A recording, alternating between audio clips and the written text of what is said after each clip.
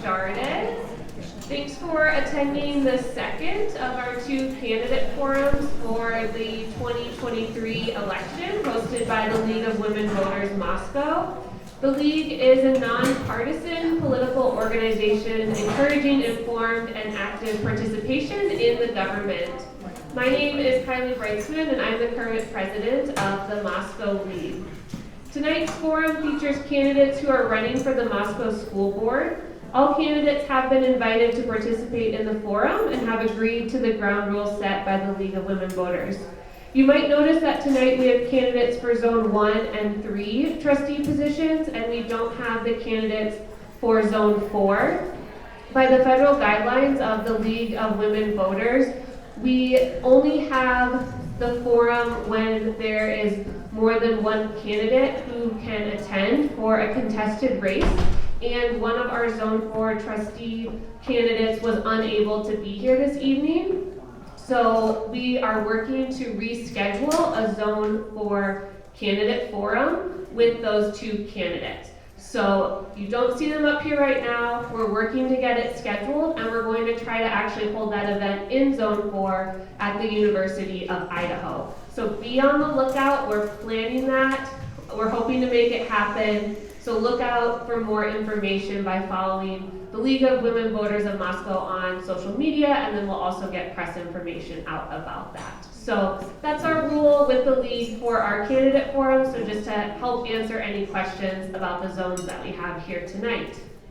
Our event will be moderated by Lauren Finns, who's a professor emerita of the University of Idaho, Department of Forest, Rangeland, and Fire Sciences, and is also a current board member with the League of Women Voters. Our questions have been gathered by email in advance of the event, and we'll also collect questions throughout the night. Questions cannot be called from the floor, but will instead be read by our moderator.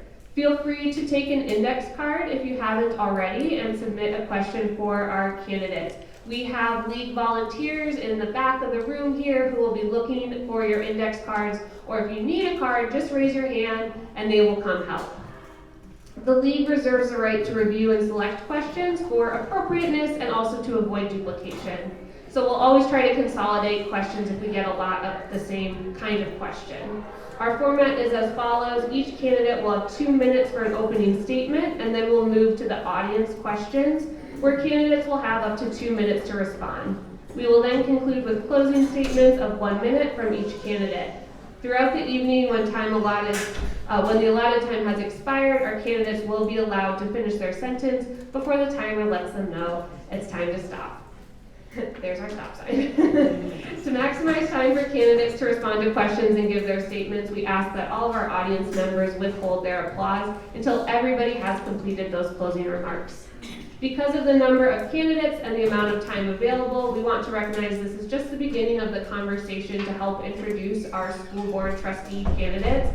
If you have additional questions, we encourage you to reach out directly, and candidates will also be available in the back of the room at the end of tonight's forum to answer questions and to chat with all of you. So without further ado, I will turn it over to our moderator to begin tonight's forum.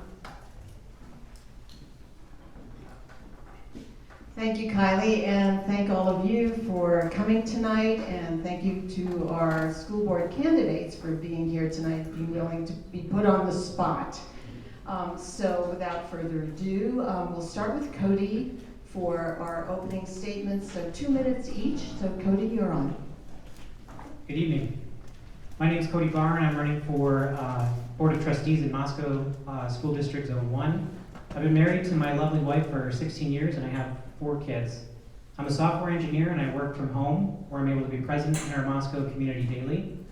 My family and I moved here just a little over a year ago from Connecticut, where I had served on the school board in our previous district, and I really enjoyed it.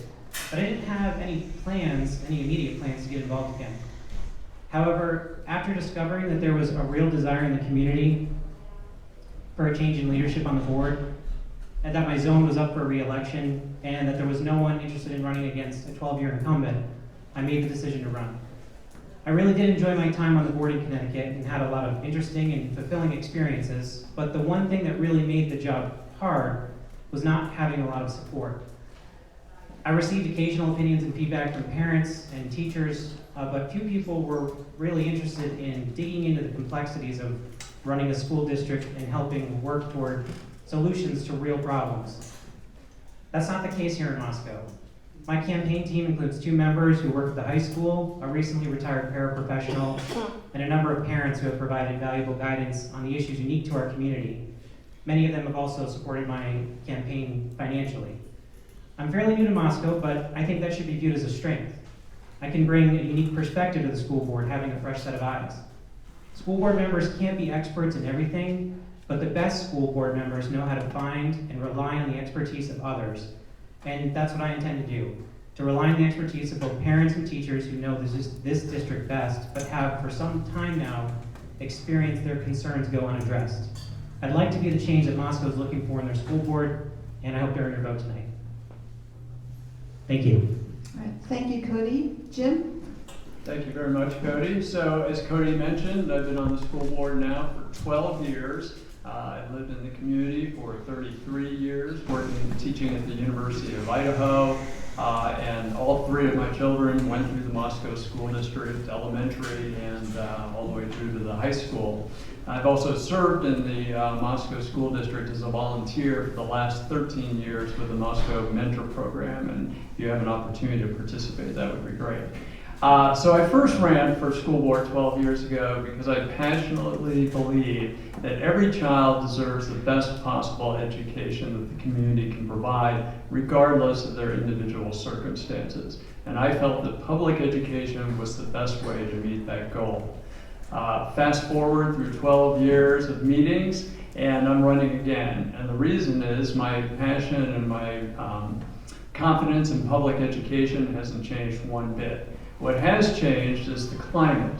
And so I think what's needed is to move forward and continue what we have, is a unified board of trustees working together with all constituents. So families, all employees, teachers, staff, administration, and the community at large to ensure that we're able to provide the quality education that we've enjoyed in the past. Thank you, Jim. Galen? Perfect. Thanks, Jim. Thanks, Cody. My name is Galen Clyde, and I am running for the Moscow School District Board of Trustees Zone 3. I lived on the Palouse for about 30 years. I received my bachelor degree and my doctorate of veterinary medicine from Washington State University. And after graduation, I met and married a 5th generational Palouse farmer here, so ended up staying. Over the past 20 years, we've raised both of our children here in the Moscow School District. My son graduated 2 years ago from Moscow High School, and my daughter is still in high school.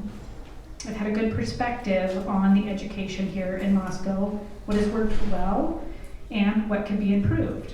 I've been involved with many sporting events from middle school to high school, and we've also been passionate about the implementation of the FFA program at the high school.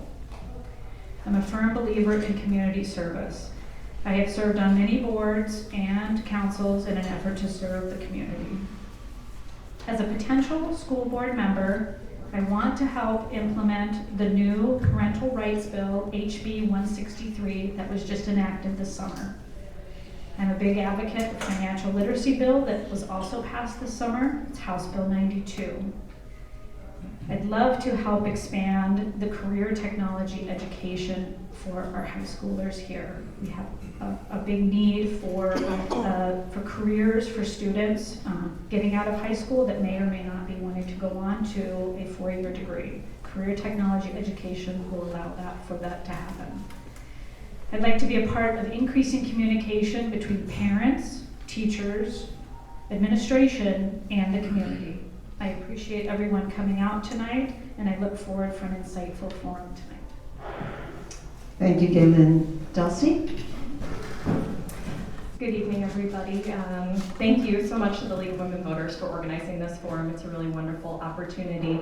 My name is Dulcie Kirsting-Lark, and I have lived in Moscow for about a decade. I'm one of those people that arrived here for school, stayed for a job, and fell in love with this community, which I know is a story for many. When I moved here, I was taking a job with a nonprofit organization, and I worked there for about a decade and only recently moved to the University of Idaho. But in that process, I really got to know a lot about the community and how active it is. And pretty quickly, people started asking if I wanted to help, and that was a great way to get to know the community. And I was able to work with organizations that lifted up causes I really care about. The Lions Club, the Latah County Parks and Rec Commission, the Humane Society, and of course the League of Women Voters. In part because I was active in the community, I was approached last fall to consider applying for the vacancy on the Moscow School Board. Former holder of that seat, Kim Campbell, asked me if I might apply, and I had my son in 2020, and I've got this 3-year-old now, and I feel really invested in the future of Moscow's public schools. I'm a huge supporter and advocate of public schools, a proud product of public schools. And I saw that this was an opportunity I could give back to something that I really cared about. So I applied and was appointed to that seat in December of 2022. And for the last 10 months, I've been drinking from the fire hose of knowledge that is school board policy and state board of ed policy and all of those things. I've really enjoyed what I've learned, and I would really like to continue to serve in this capacity. And so thank you, and I welcome your questions this evening. Thank you, Dulcie. We're going to pass the mic to Jim. So we're going to rotate who goes first so that one person doesn't always have to be on the spot first. So Jim, what do you think are the biggest challenges facing the Moscow School District? Oh, thank you. I think clearly that everyone's in agreement that facilities are probably our biggest problem. And it is very difficult, as you may know, to construct a building in Idaho, a school building in Idaho, because the state doesn't provide any financial support. So all the costs are borne by the taxpayers. So for those of you who've lived here long enough, you may remember that back in 2005, we tried to pass a bond election to build a new high school. And unfortunately, we weren't able, I was not on the board then, we weren't able to draw enough support throughout the community to get the required 67%. And in thinking about it and thinking about the question that might come up, I realized that it really takes a number of different things. I mean, first of all, everyone has to be in agreement on what is the need. Is there a need? What is going to be the scope of the project? What will be the cost of the project? Where will the school be located? And then finally,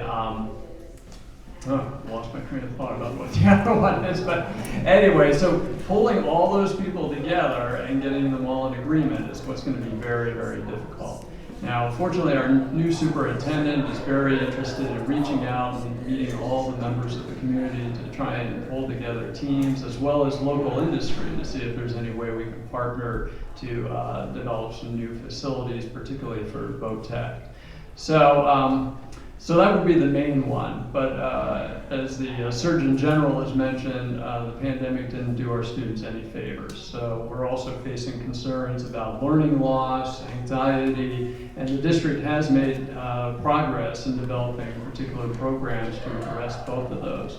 Some of that with the help of community members that have applied for grants to help fund summer school to deal with the learning loss.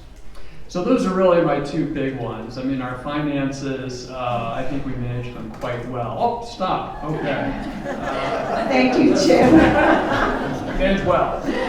All right, Galen, your turn. Biggest issues facing the Moscow School District. Great, thank you. So there's two areas that I feel that are general challenges for not only our local but nationally. And the first starts with a low student-to-teacher ratio. I feel like this is a vital to the successful learning environment and teacher retention. Low student-teacher retention ratio allows for individual attention to all students, student accountability, and overall teacher satisfaction. School boards and districts need to look at population demographics. We are growing. We need to estimate future class sizes and prioritize funding to hire more teachers and develop strategic plans for classrooms and for infrastructure to accommodate those future needs. Infrastructure. I think we can all agree that infrastructure is a huge rabbit hole of issues. One of our youngest buildings here in Moscow is over 60 years old. I believe that we are spending upwards of about $1 million a year on repairs and maintenance. So sink that in, $1 million a year. The Moscow taxpayers have one of the highest levies in the state at 40% of the school budget. We must have more efficiency of the district level for spending. School boards need to have a vision and a plan to address skyrocketing maintenance issues and with no tangible improvements of what we currently have. The school board needs to think outside the box. As Jim indicated, we can't count on these levies. It's a super majority. I think we need to look at potentially consolidation of our schools, land sales to fund these infrastructures, donations, savings, and look at the local businesses to help reduce the cost of our infrastructure needs. Thank you very much. Thank you, Galen. Dulcie? Well, at the risk of being a broken record, facilities is what I hear people talking about. Facilities is what is very evident. I don't know about you, but the last time I was in the high school, I find it very hard to navigate because it's several buildings that are pieced together. And I am a historian and an appreciator of historic architecture, but we have far too historic of educational buildings in our district. And so that is the number one problem. And I think we can be distracted by issues that are in the national spotlight that really distract us from the need to address the facilities. And that will mean that we will have to pass a bond. And I think there's a lot of creative ways that we can think about public-private partnerships, particularly when it comes to CTE sorts of programs. But in the end, these are public schools and they will need to be funded with public dollars, and that will mean that we'll have to come to some agreements as a community. And so that brings me really to what I think is our largest issue, which is that we have a lot of division in our community about how we feel, but public schools have the opportunity to bring us back together because public schools are overwhelmingly popular amongst all demographics of people. The majority of Idahoans attend public school. And so we should be reinvesting in these community schools that provide for our next generation of leadership.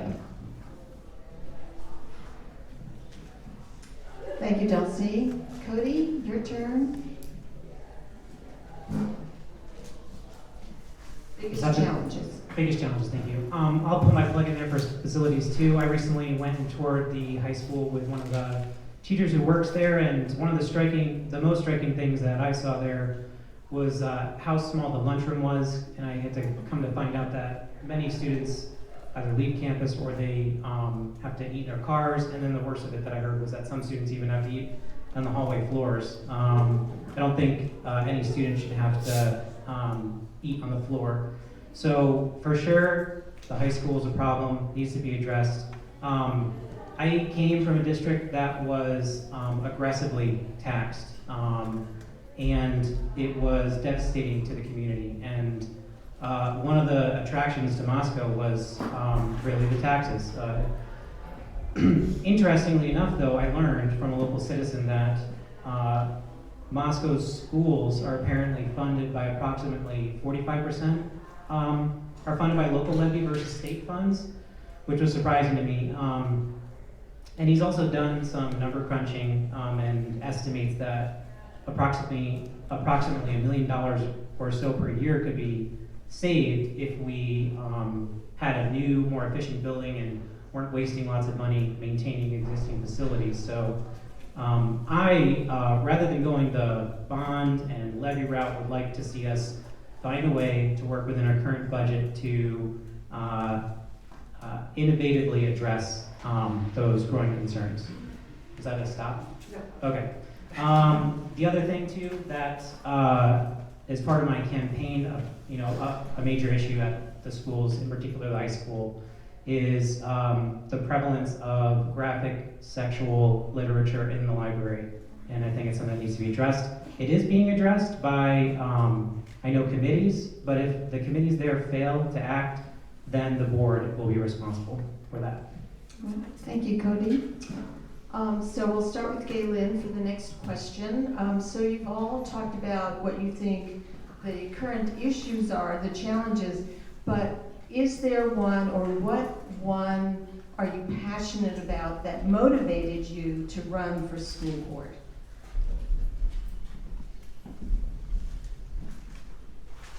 Do I just have to say one? No, it can be several. What motivated you to run for school board? Yeah, so having had 2 children that just went through, and again, I work full-time, so easy for people to say, I don't want to get involved. But I'm passionate about several things, and farming and agricultural are big parts of our lives. And part of that passion, I'd like to see children with career technology education expansion. There are a lot of jobs out there that need to be filled. You can go around our communities, around the nation. We need more people in a career technology type of pathway for their careers. So culinary arts.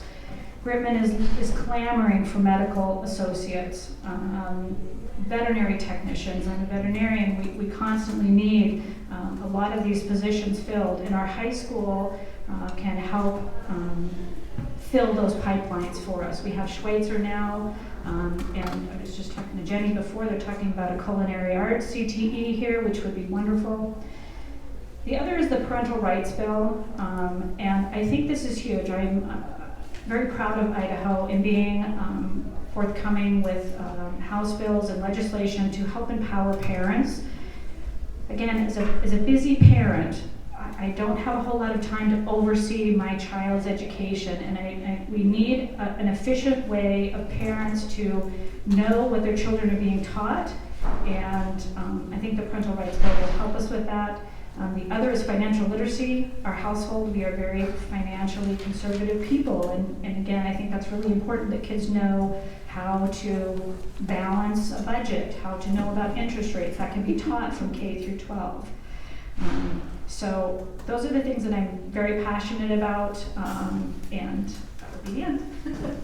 Thank you, Gaylin. Elsie? As I mentioned, I had my son in 2020, and I was introduced to the extreme obstacle course that is childcare. And really early childhood education is my passion. I've learned a lot in the last 3 years about how foundational the very first years of a child's education are. We're very lucky in Moscow to have all-day kindergarten, and we've had it for quite some time, and that's because our community invested in it. The state didn't fund it. We decided that this was important for our kids. And not only is it important to get them off on the right foot for their for literacy, but also their social and emotional skills. And I think that it was really important to me, the person who stepped off of the board and whose position I stepped into last fall, she was the only person on the board with young children. And I thought it was really valuable to have somebody whose perspective was at the beginning of their trajectory with the Moscow School District. And I would really like to continue to bring that passion for advocating for our youngest kids. I know it's really exciting to talk about a high school, and we desperately need it. But I toured Russell last week, and Russell Elementary is in dire need. It just makes me really sad that that is where kids are living their formative years of elementary. They're going to carry those memories with them. And so we really need to be investing in our elementary schools. And we need to make sure that we've got those low teacher ratios, and that means that we've got to invest in staff retention. Part of staff retention is treating people with young families with respect. And so I think that is also part of the reason I wanted to be part of the school board, was to advocate for parents with young kids who have a lot of unique needs right now. Thank you, Dulcie. Can you pass the mic to Cody? So I'm hoping it comes as no surprise to anybody who's been anywhere close to Facebook that my wife and I we actually homeschool our children. I bring it up because the question was what attracts you to the office, and really it's our family's natural interest in education and educational philosophy that really drove an interest in getting involved in the public school board. Let's see here. Two of my kids are in the audience right now. They're a little older, they're about 10 years old, and we teach them about local government and about civil service. So literally what's happening right now is why I'm running, to teach them how this process works. And let's see here. As a homeschooling parent, my wife and I, we have examined and assessed for countless hours a number of different types of curriculum, which is something, it's a skill that I had to put into practice when I served on the school board in our previous district. And I'm hoping to exercise those skills again here with our current school board.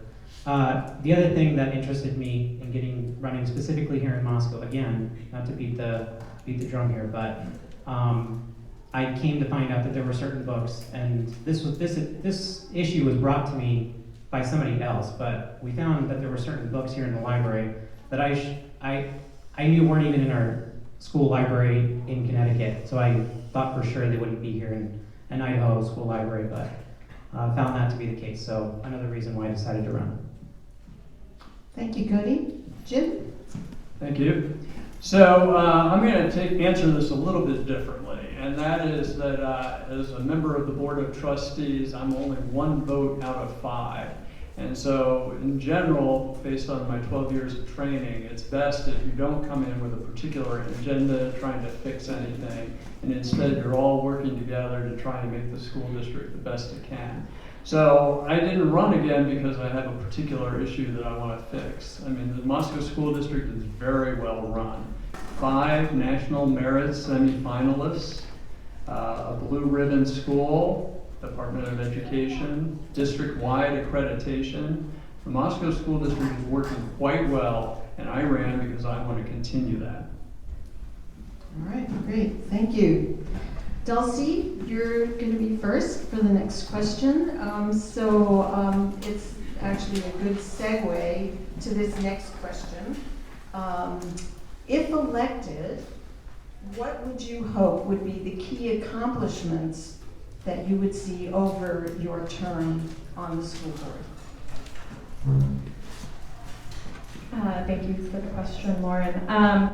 So Rome was not built in a day, as they say. I don't know how long it would take to pass a bond. I don't know how long it would take to really get going on a significant building project. I would love to think 4 years from now we would be really far down that path of a new high school or reinvested in our elementary schools. For goodness sakes, I hope we have improved HVAC systems in our elementary schools where the classrooms get to be 80 or 85 degrees in the summertime. When class begins in August. Those are certainly things I would love to see. I also, I echo what Jim said, that we are a high-performing district, but COVID learning loss was real, and we continue to address the challenges that came from 2020 and 2021. So if you take a look at the State Board of Education's Moscow report card, you will see that Idaho outperforms every district in our region. But that doesn't mean that we don't have room for growth, and I know that our teachers are really conscious about addressing our dips in math in particular that came during our isolation periods.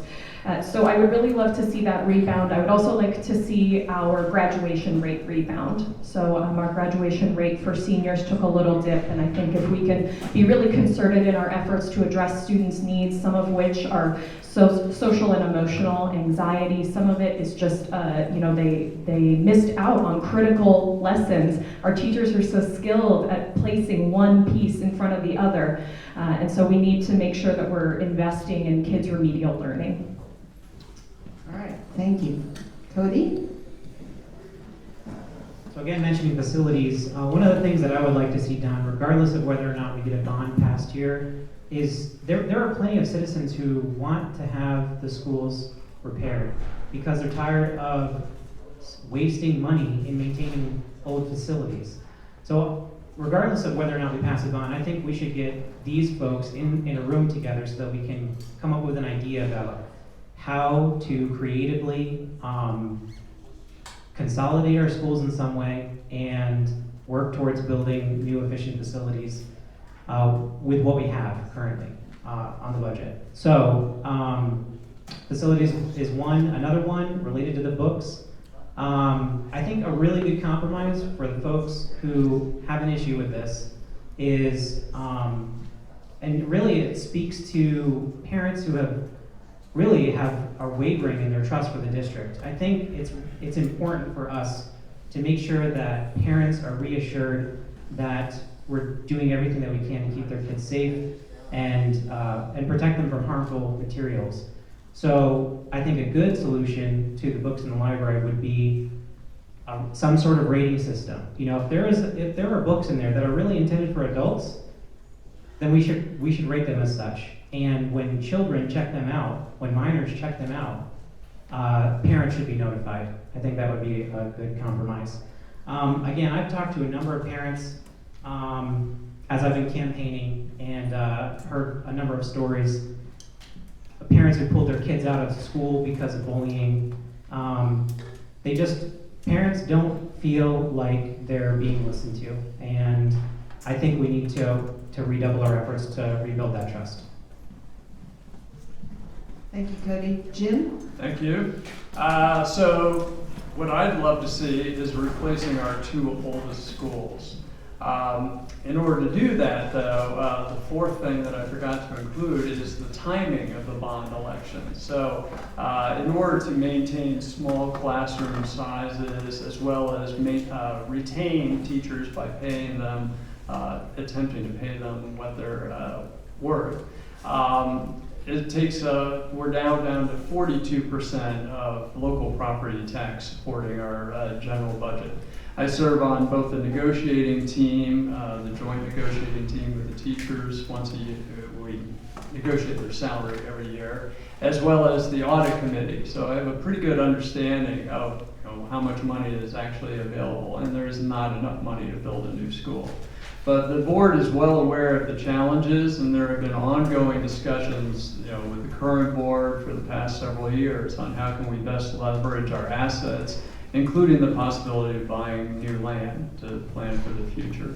So that's what I would like to see us trying to accomplish during my next 4 years on the board.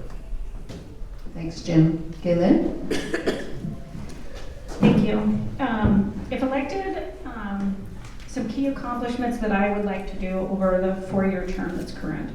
As Dulcie said, she's been learning a lot over the last 9 months, and I can imagine, again, I've not been on the school board, huge learning curve. And again, I want to be a school board member that listens to the establishment of what's been going on and try to learn and listen, because you can't just step into a role and want to change everything. So my goals are to be a good learner if I get onto the school board.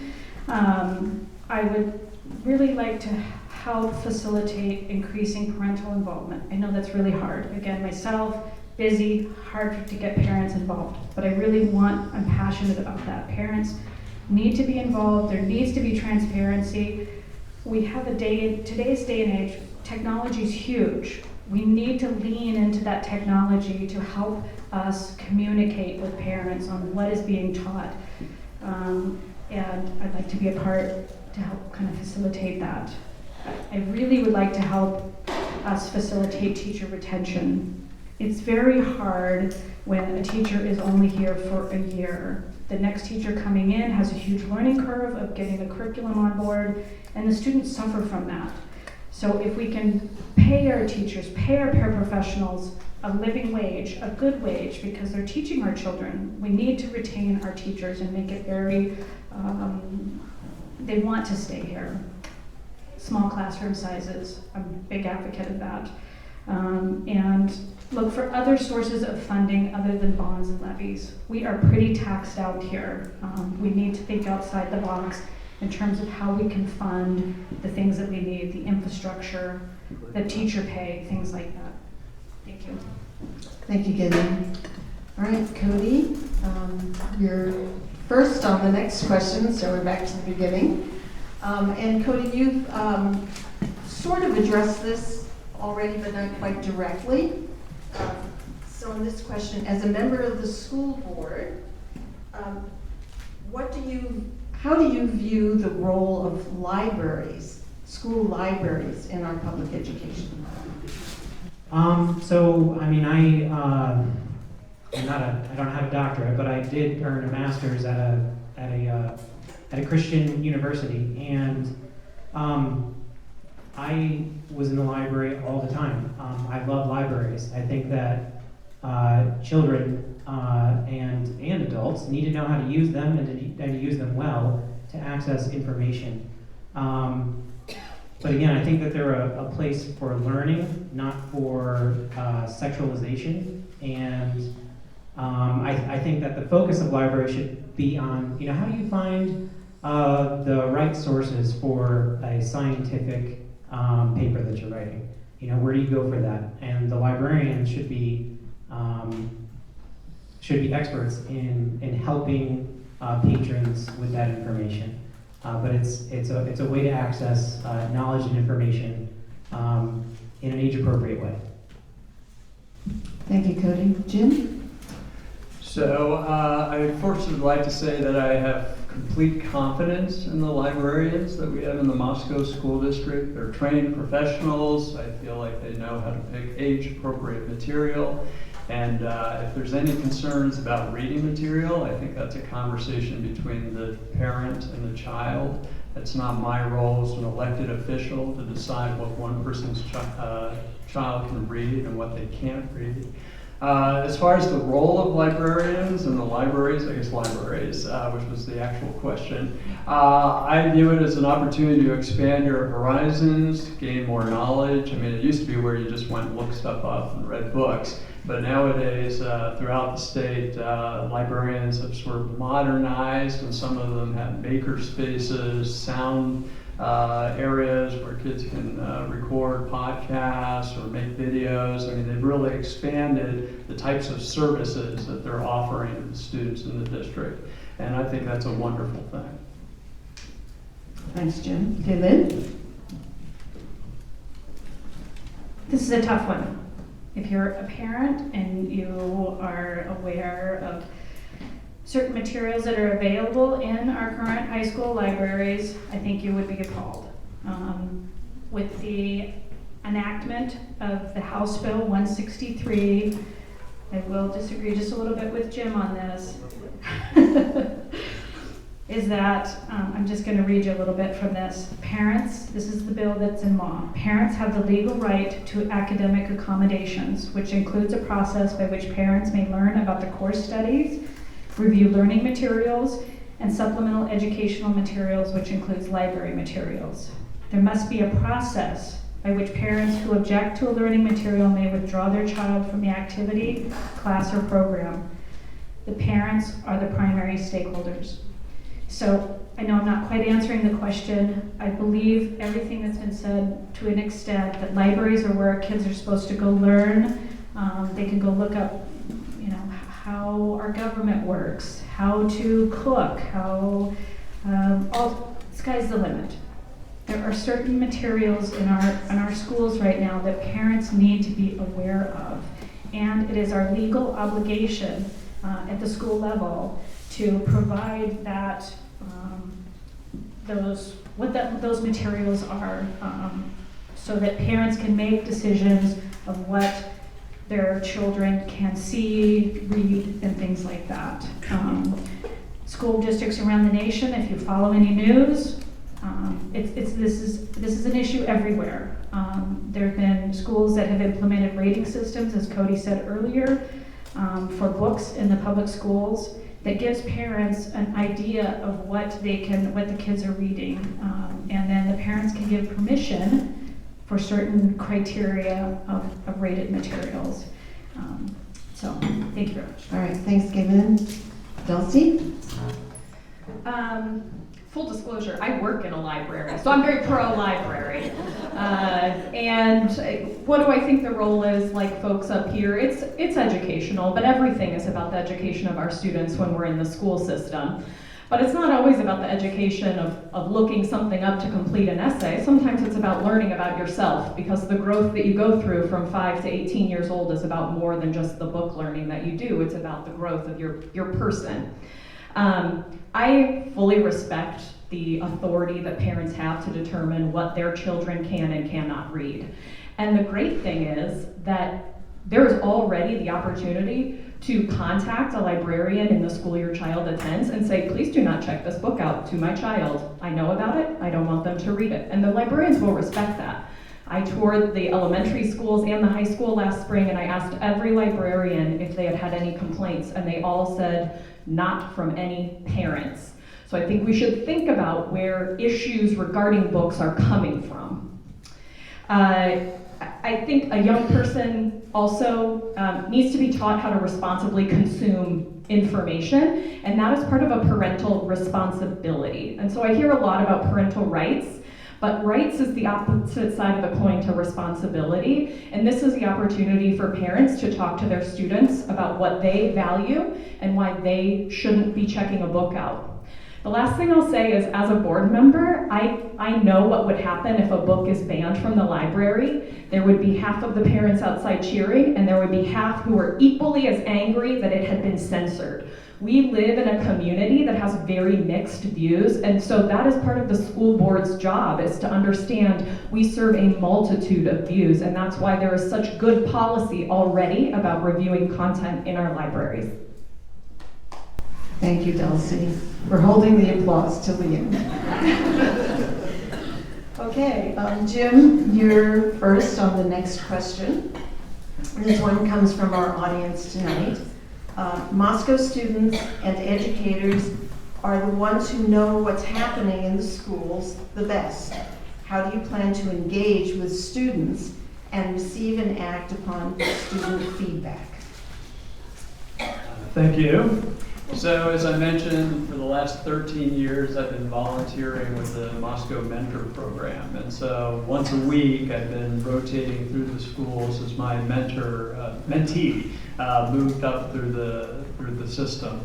And so started at West Park, and I went to Russell, then the middle school, and now he's at the high school.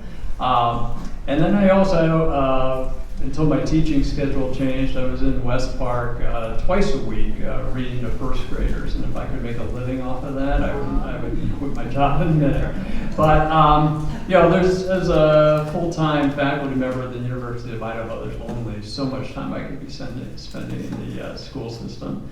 So in order to get more of a feel on what's going on, as part of the negotiation team and also interacting with teachers, I hear from teachers at least twice a month, and also from building administrators twice a month. So while I don't interact directly with lots of students, I encounter them when I'm at the high school and walking through the corridors. Thanks, Jim. Kaylin? Thank you. So how to engage the students and the teachers. So as a full-time, I work full-time, so it is difficult to get into the schools and things like that, but there's other avenues that we can engage our students. And one area that I was really happy to see was that our new school board meetings are now rotating through our schools. So if you have not attended one of those, they're great, because you can, as a school board member, you can get in there and see the schools, what their needs are. And the last one that I attended, there was students there that went over, you know, what programs that they were involved with. They had PowerPoint slides. They were so excited to be there and share that. So as a school board member, if we continue to do that, that's again how I could engage with the students. And then meeting with teachers, again, I would always feel like my door would always be open via email or phone call to talk to teachers. And yeah, that's all I have. All right, thank you. Dulcie? So I know lots of little people in my life now. So I at least am quite fluent in how good the playgrounds are, and how good the lunches are. and what the curriculum is like in their first and second grade classes, and whether if it's easier than last year or harder than last year. Lots of opinions from 6-year-olds. And I really enjoy interacting with children, in an informal way. But as Galen mentioned, this year with a new superintendent who's really committed to improving education between community members and parents and the school board and the school district as a whole, we're doing these rotating meetings. And I really encourage you, even if you don't have kids, and I'm out door knocking right now because I'm running this campaign, and I'm knocking on a lot of doors of folks who say, I don't have kids anymore, and so I'm not that, it doesn't really matter to me. And I just implore you, you're all here, so you care, but maybe let your friends know. These are our public schools, they're for everybody. And so I would really encourage you to come to these traveling school board meetings and see the state of our facilities, hear from our students about the amazing after-school programs that are happening, and hear from parents about what they need. The public comment period was one of the most robust public comment periods we've had when we were at Lena this past month, because parents were able to be there. They brought their kids, and then they could share that, hey, Adventure Club needs bigger capacity. We need more help with this. So I think there are lots of ways to continue to engage students and parents. I get all the emails from all the schools about the cool activities going on, and I go to as many as I can. I staffed a dance party station at the West Park Field Day, and that was great fun. So I'm trying to be an active board member and really get into the communities, talk with teachers, talk with administrators. Thank you, Dulcie. Let's pass the mic to Cody. So how can we engage teachers and students? Is the question, right? It's getting feedback from the students. Getting feedback from teachers and students. So engage with them. yeah, I mean, what Dulcie said, I watched the school board meeting at Lena Whitmore, and it was great seeing the students get up and share their concerns about their school. I think it's a pretty smart way to get them involved in the board meetings in particular, is doing the tour of the schools. I think that the best way to look at feedback from students is that it is input. I kind of want to stress the importance of, there's a reason they're children, there's a reason they're kids, there's a reason they're minors, there's a distinction between minors and parents and adults. We ultimately are responsible for making decisions for them, but that doesn't mean that they should be left out of the decision making. In our home, I'm the teacher, principal, superintendent, and board of ed. So there's a super tight feedback loop between the students and the teachers in our school. So it's something I think is important. It's a way to get a heartbeat on how well you're doing as a school, hearing from students. As far as teachers go, I've talked to a number of them, and I would like to see them participate more in school board meetings. I know Jim has mentioned that they contacted him via email, and I guess I'll just have to wait and see how to get them more involved. Thanks. All right, thanks, Cody. All right, Galen, we'll start with you for the next question. So this comes from our audience tonight, one person in the audience anyway, who says that our current school board is extremely difficult to communicate with, and if elected or re-elected, how do you plan to improve the board's current method for addressing community members' concerns? So you can accept that premise or not, but Sure. Can't emphasize communication enough. As a veterinarian, I can tell my veterinary students all the time, you can be the best veterinarian in the whole world, but if you can't communicate, nobody will come back to you. So for engaging our communication skills with teachers, with parents, we, again, try to do everything that we can. So social media, go to events, school board meetings, try to encourage, as Dulcie did, try to encourage people to go to school board meetings, try to engage our parents, our students to get the word out, maybe send out mass emails. we need to communicate. We have to find those skills to communicate. If I was on the school board, again, I would look at what the major communication, we have a website, and again, maybe websites, so we can expand our website. I've been on our website a couple times. I do feel like it's a little clunky, and I haven't been able to find certain things that I wanted, but again, technology. We have the technology to reach out, to engage our parents, and so I would just like to be a part of increasing that communication, and that's.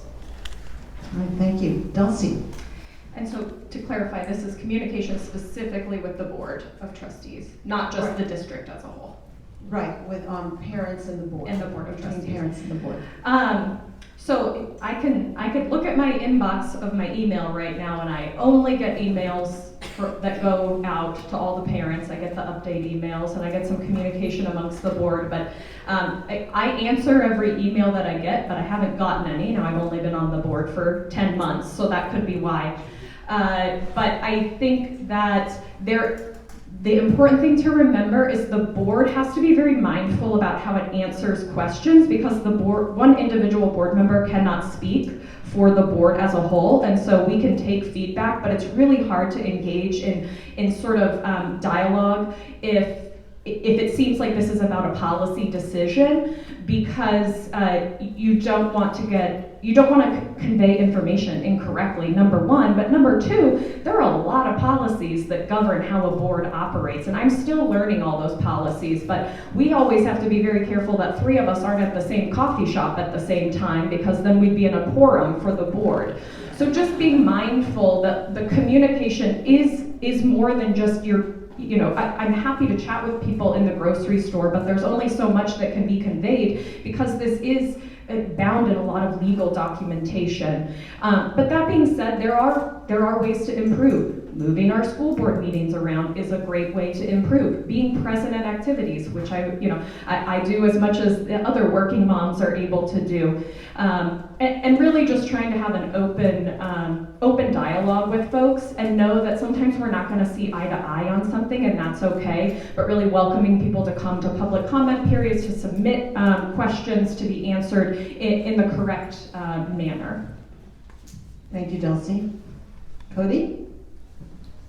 So I'm not sure if who submitted the question, but I know that I've spoken to at least a couple of parents who have attended school board meetings for public comment. And again, like I've mentioned, a lot of people are feeling like their concerns are going unaddressed. So they come, they speak at public comment, and then nothing. They don't hear back from anybody, they're just ghosted. I can tell you for sure that when especially parents came to speak for public comment, at the school board where I previously served, if there was an issue, a concern that was brought up that needed to be addressed, as in, I want to hear back from you guys, we might not be able to do it there at the board meeting for procedural reasons, but I would have been the first to follow up with an email. If the board chair doesn't take the leadership in doing that, making sure the parents are followed up on after concerning public comment, I would. Thanks, Cody. Jim? So after 12 years on the board, I've been through a lot of training, and I've listened to the Deputy Attorney General explain the nuances of open meeting law many, many times. So anytime I hear a specific concern or complaint from a parent or a community member, my answer is always the same. And it's first, please talk to the teacher, talk to the building administrator, talk to the superintendent. If you don't get any traction following that chain of command, then share it with the entire board during public comments. Because as a board member, I am not supposed to be working behind the scenes to change anything, fix anything, fire anybody. That's not my job, right? The superintendent is the one who runs the day-to-day operations. And if people have a concern, they need to speak in front of the public so that all the trustees and all the public have the same information. And that makes me very unpopular with people who send me email. But on the other hand, the Attorney General's never accused me of violating anything. So again, I recognize that during public comments, it looks like we're not listening, but we are listening. And the more parents that appear during public comments saying the same thing, That's when something gets done. You're not going to show up one meeting, speak for 3 minutes, and change the world. That's just not the way it works. All right, thanks, Jim. All right, Dulcie, you're first on the next question. How can we best ensure that our students are prepared for success in school and in life? You only have 2 minutes to answer. Bottle that magic sauce and sell it, and I'll be a gazillionaire. How do we best ensure that our students are prepared? You know, I think I want to recognize first that Moscow, once again, is doing a really fantastic job in the state of Idaho. We talk a lot about career technical education, and I think that is really, really valuable. And I also think it needs to be done in the Moscow way. And so a couple of weeks ago, I had the chance to tour the beautiful facility that Lewiston was able to create through public-private partnerships. Terrific. Oh my gosh. Also, it's invested in a lot of industry that we just don't have. Lewiston is a different town than Moscow, right? So I think we need to be considering for success post-graduation, if that looks like a job, then we need to provide kids with a path to a good paying job. And maybe that's in healthcare. Goodness knows Gritman could always use more staff, right? So could we be investing in healthcare? Could we be investing in the culinary arts?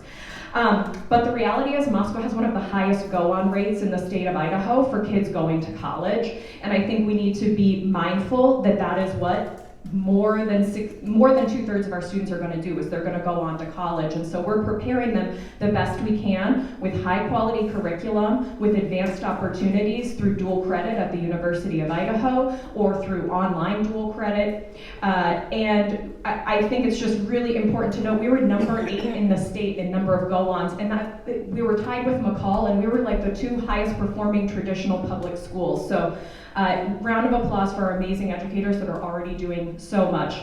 And what do we do for the success in life? Make sure our libraries are open, because that's how kids explore and learn about themselves. Thank you, Dulcie. Cody? Again, yeah, so how do we help our kids to be successful in life? I mean, I've been racking my brain on that question for the last 11 years. It's all I think about for my kids is wanting to make sure that when they leave our home that they can succeed in life. But what does that mean? I don't think that filling them only with skills or knowledge is a way to make them successful after they leave home. They need to be instilled with virtue and wisdom. So they need to know how to use that knowledge, and they need to know how to use it rightly for good and not for evil. Which again is the reason why we homeschool, because those lines are so blurry between, is this just, am I just teaching a skill? Is this just, am I just teaching them how to manipulate a pencil, or am I actually teaching them about the world and what is good and right and true and beautiful? So I think that primarily parents need to be working to instill their children with virtue, to know how to rightly apply knowledge and skills. All right. Jim? Well, at first I was going to say by just creating the best possible school system, but that would only take less than 30 seconds, so I think I have to elaborate on that. I guess trying to challenge students, give them the confidence to be successful in the world. One of the best benefits of public education, I think, is meeting people with different opinions, different backgrounds, children coming from a different point. I know as a board member, I'm very pleased with our alternative high school and the opportunities that are provided to those students. So I would just say trying to put together a resource that meets the educational needs of all children in the community, no matter where they are on their education journey. Thank you, Jim. Galen? Great. I'll be a broken record and say similar things that have already been said. We have great schools. A lot of our students do go on to college. I'm going to make a plug for that. When we send our kids off to college, the financial burden is enormous for certain schools that our kids want to go to. I think we need to help provide avenues at which, if they're interested in going to certain schools, now our Idaho schools are affordable, but if they want to go outside the area, giving students the background for potential scholarships that they could apply for. There are so many scholarships out there that kids can apply for. And if, military, my son enlisted in the National Guard to help pay for his education that he is doing. Lots of avenues. I think for kids to succeed, we cannot strap them with huge financial debt coming out of college. The second part of that is, again, we've just been hammering it tonight, CTE. So we've got kids that are going on to college, and we've got kids that maybe don't want to go on to a four-year university, helping to support those kids in that career technology education, extremely important for success. All right, thank you, Gillian. So Cody is next. So Cody, you're first on this question. What should we be doing to ensure the safety of our students in our schools? I have that on my paper here somewhere. I know I have the answer to that one. So a parent actually asked me this on Facebook, but I think that every reasonable effort should be made to ensure that our students are safe when they're in school. I know, for example, that we have a student resource officer who tours the different schools to keep a good police presence and eye on the facilities. And I know I also followed when the Moscow Police Department did they conducted an active shooter training scenario just prior to the start of school year. Mainly, I don't want to see metal detectors put in if that's what the questioner is wondering about. Again, reasonable efforts. And if there are ideas for how to improve that for our school, I would love to hear them. So. All right, thank you, Cody. Jim? So the first thing is what the school district is already doing, and that's maintaining a very close relationship with local law enforcement and making sure there's good communication between the two systems, and so that police can respond in a timely manner. And that happened actually quite recently. It was a real-life test of that system.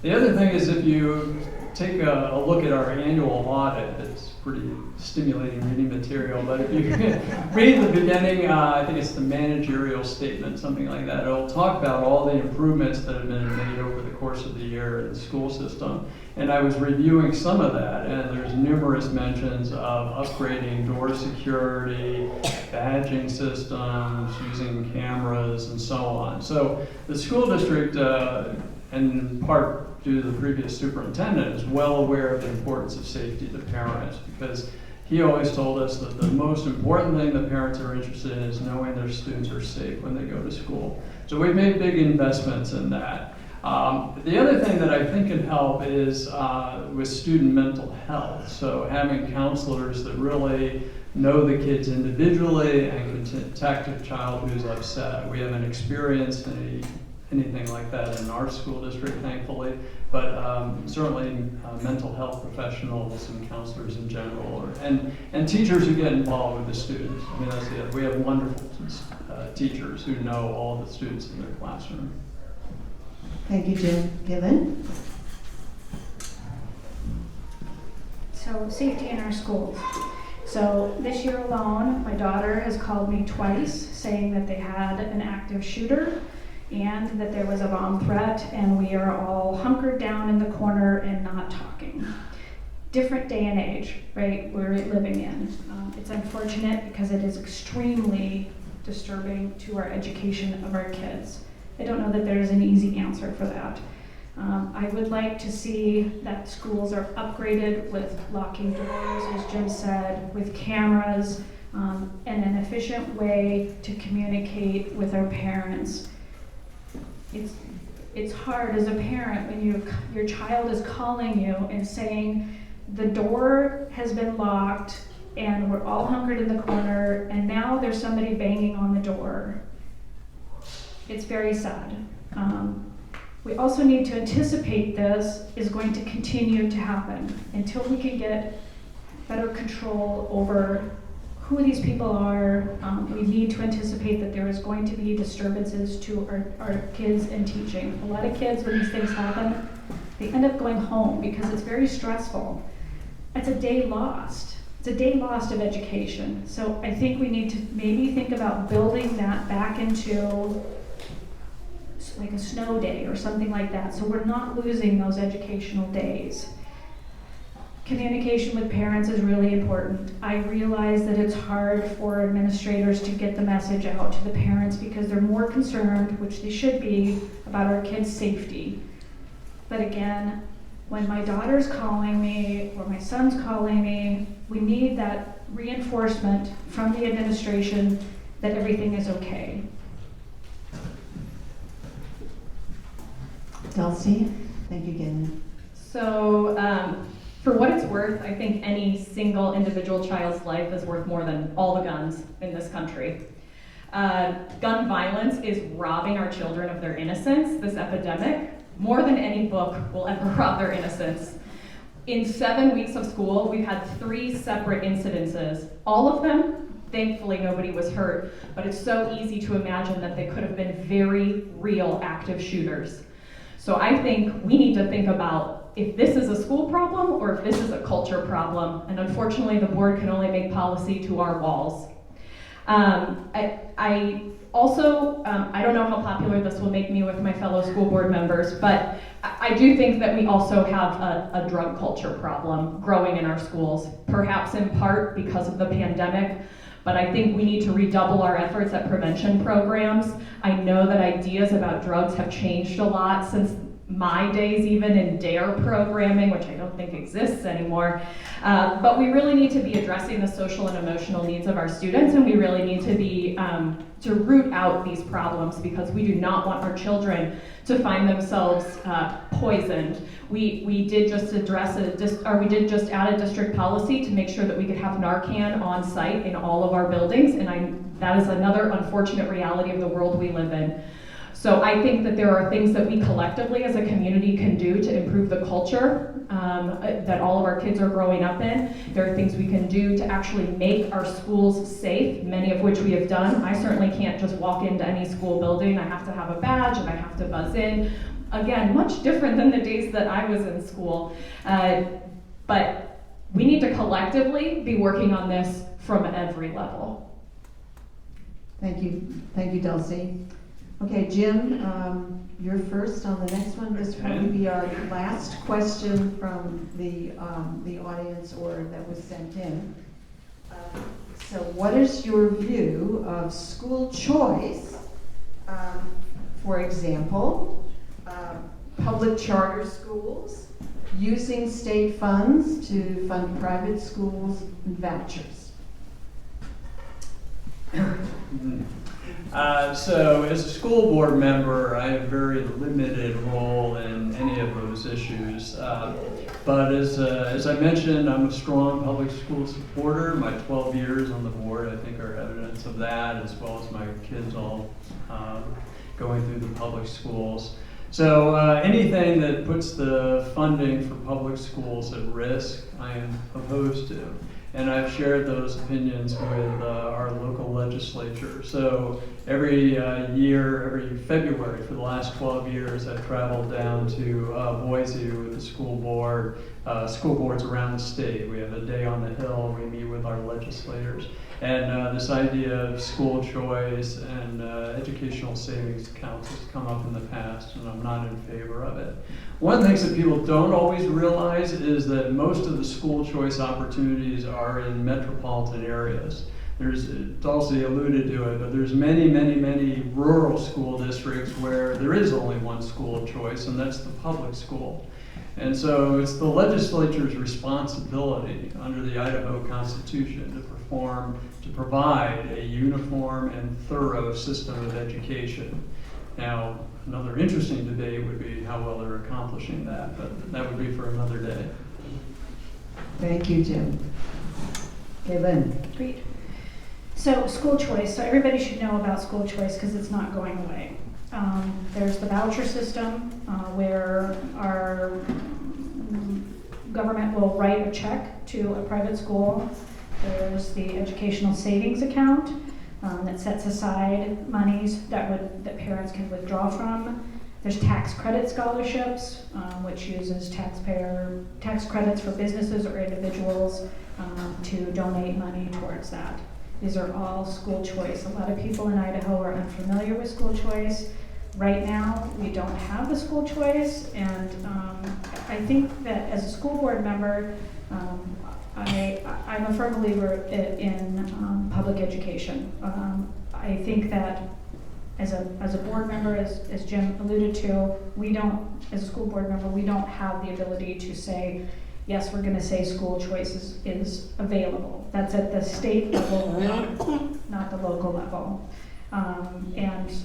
Again, if there is some law that is enacted or legislation that is enacted as a school board member, you have to be willing to implement those. But again, as school choice, right now we don't have that available here. Thank you, Galen. Dulcie. So I'm going to play with the word just a little bit and say, I think we do have school choice. We have tremendous school choice. We have public charter schools. If you choose to not send your child to the traditional public school, you can homeschool your child, you can go to private schools, you can do online schooling. There is a tremendous amount of choice that is available to parents to tailor-make their education for their student. What I'm squarely opposed to is diverting public dollars to private institutions in the form of a voucher or an education savings account.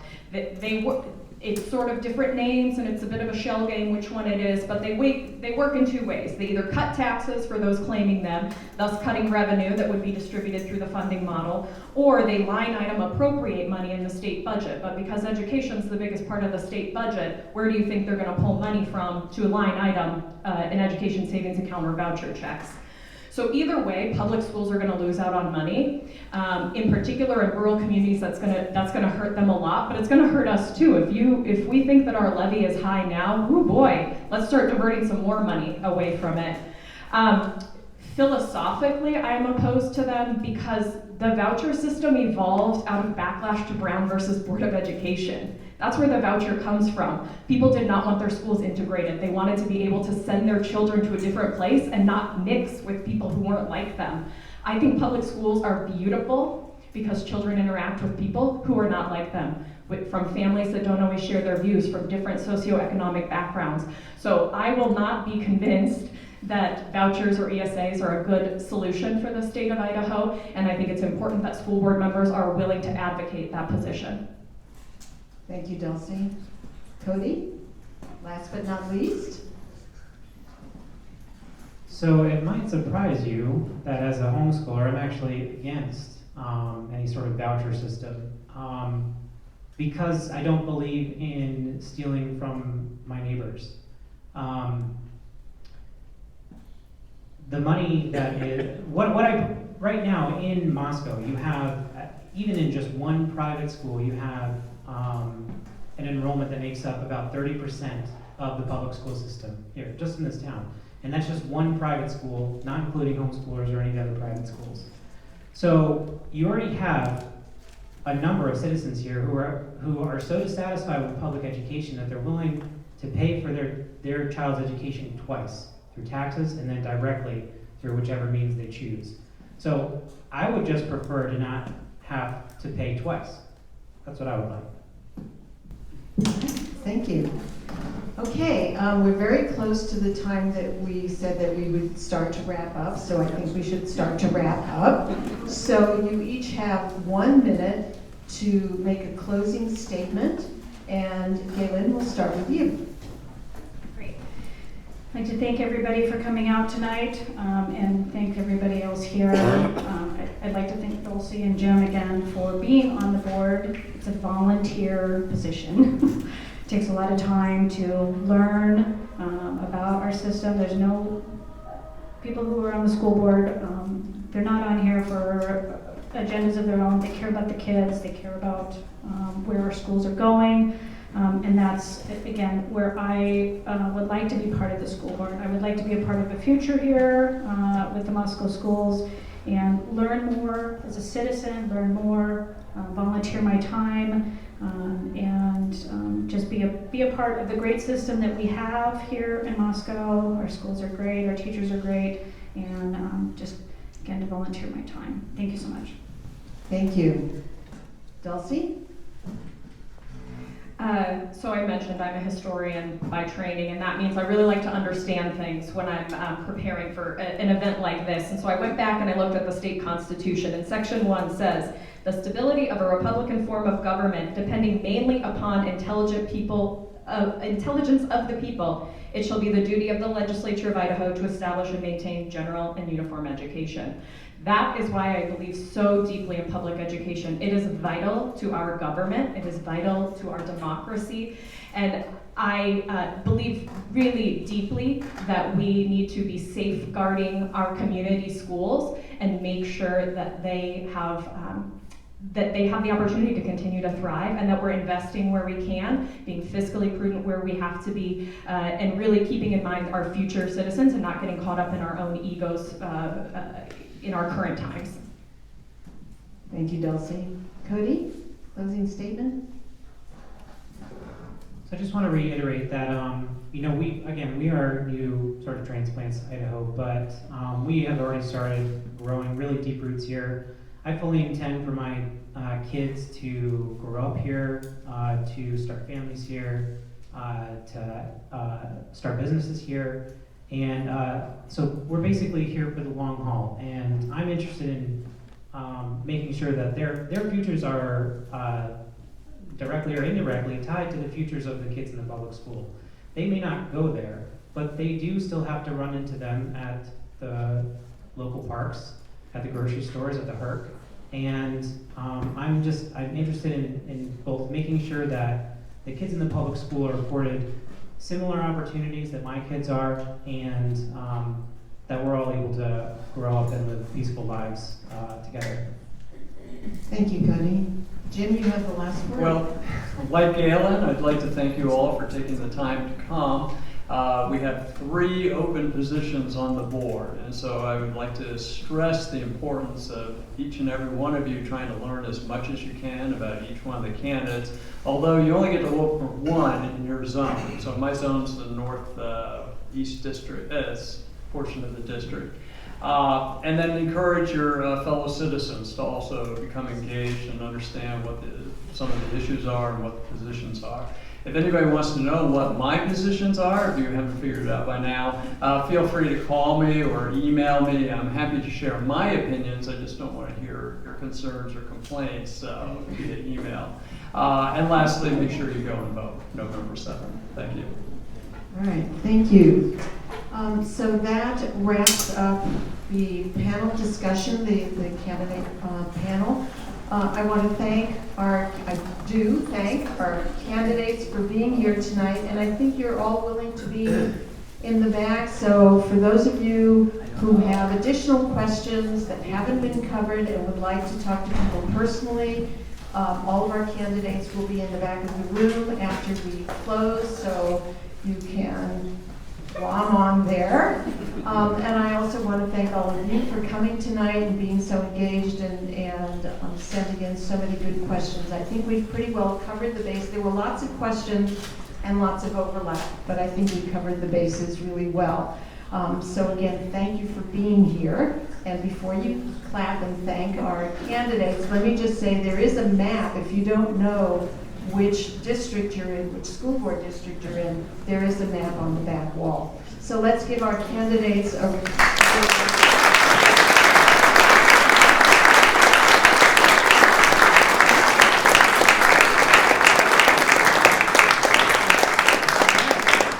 thank you all, and thank you to all of our timekeepers and questions.